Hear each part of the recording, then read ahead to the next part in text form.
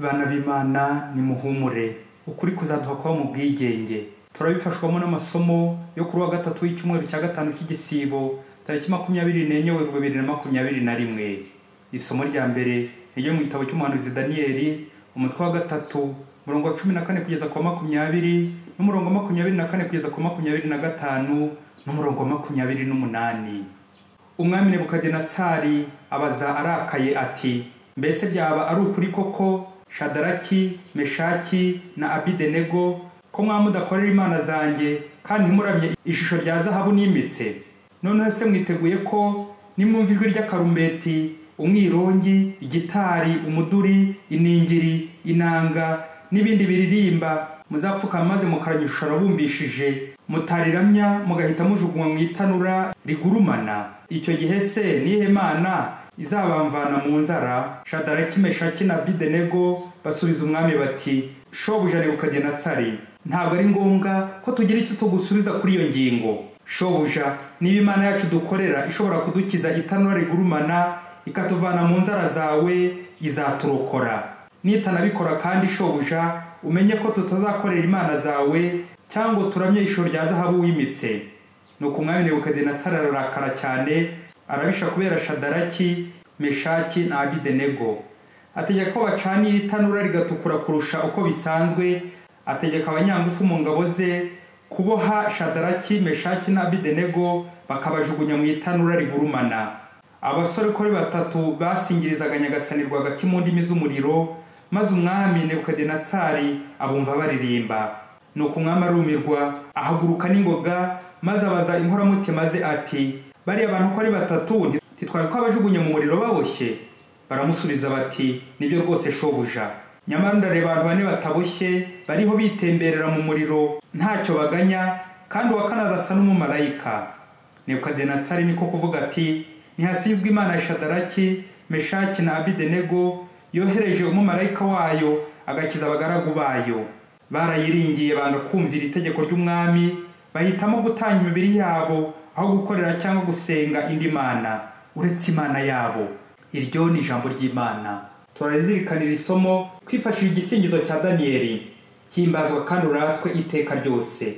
Singizwa Nyagasani Imana y'abasokuruza bacu. Nihasingizwe izina ryawe ritagatifu ryuje ikuzo.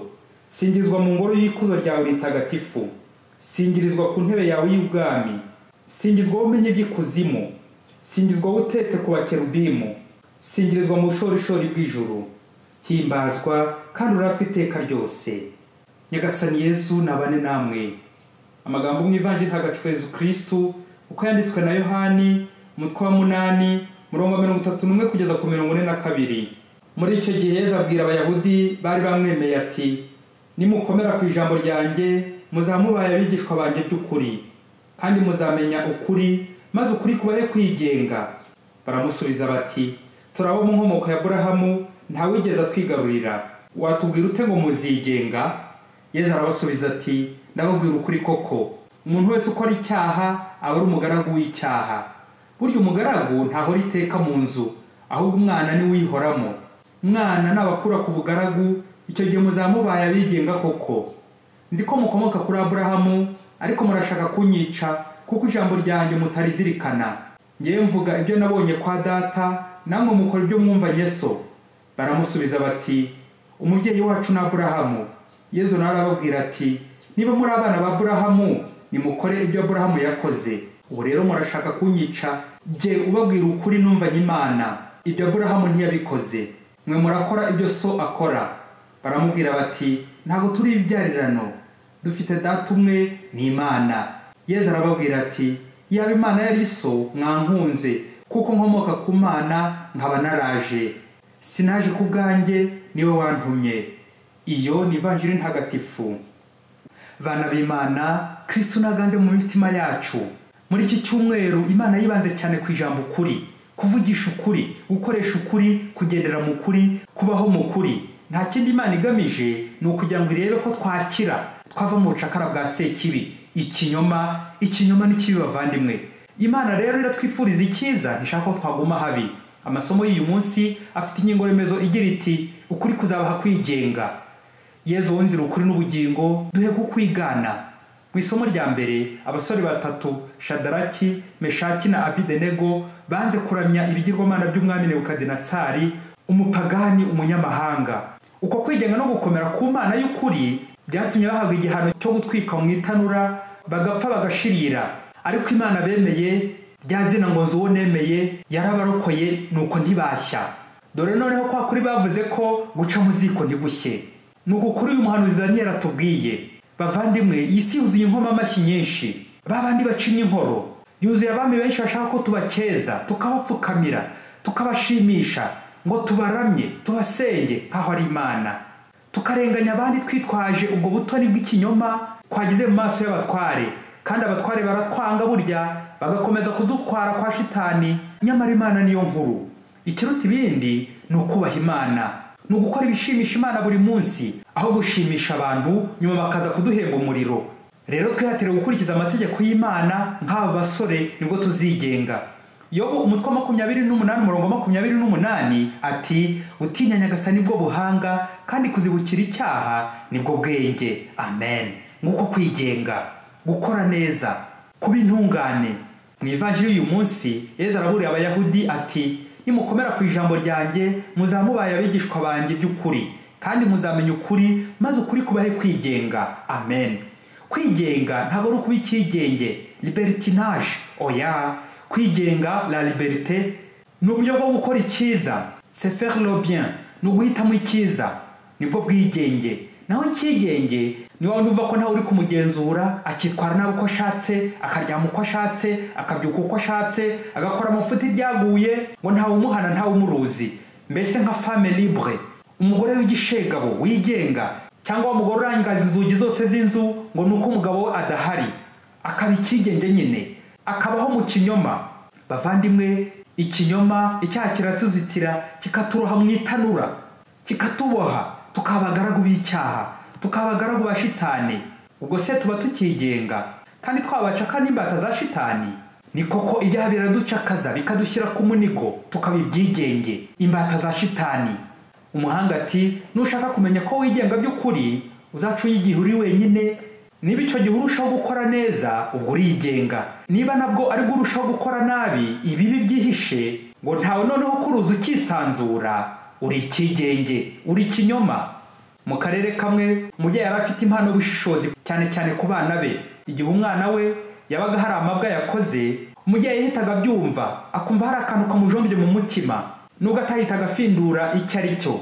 Nuko umwana ahindukira, umubyeyi akamubaza ibi yakoze, nuko akabonaho akamukosora. Yari afite rero umwana w'umukobwa wamunaniye, wajya guhoka ku ngeso y'ubusambanyi.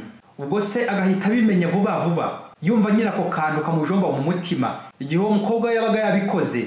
Uwo mukobwa rero kubera ko yari azi se, akayatinya kumwegera, kuko yahoraga afite isoni z'ukuntu samufata. Uyu mwana kubera ko yari ashatse, byaje kurangira aza gupfakara akiri muto, bimutera noneho kumaramaza mu ngeso z'ubusambanyi, ubusinzi, ubusambo butabuze. Ariko amafuti yose yavagamo, agahita yihindurira ukundi, akajya mu kiliziya, agasenga bikomeye, agapfukama, akajya muri korari akaririmba agahogoza. Abandi banamubaza ku by'izo ngeso mbi nk'uko babimuvugagaho, agahakana agatsemba ati, ni ukuri barambeshyera, nta bibi njya nkora.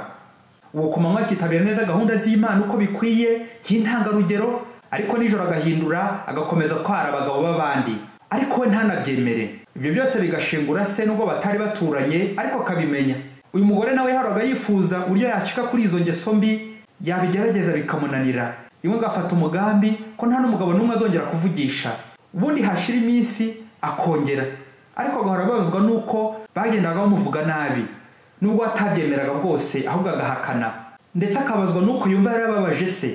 Noneho umunsi umwe aza kwigira inama yo kuzasanga se ngo amuganirize, maze amubwire byose, kuko yabonaga abo asanga bose ngo bamugire inama, birangira rero bari kumuyobya no kumushora muri izo ngeso mbi, bakamugusha.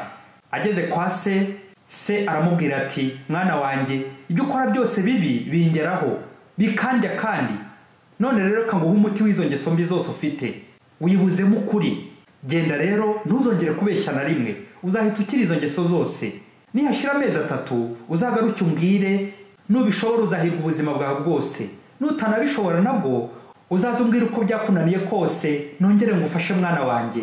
nuko wa mugore aragenda mu kanya gitirimukaho ahita ahura n'umugabo bari bamenyeranye muri izo ngeso amusaba gusubukura aho bari baracumbikiye.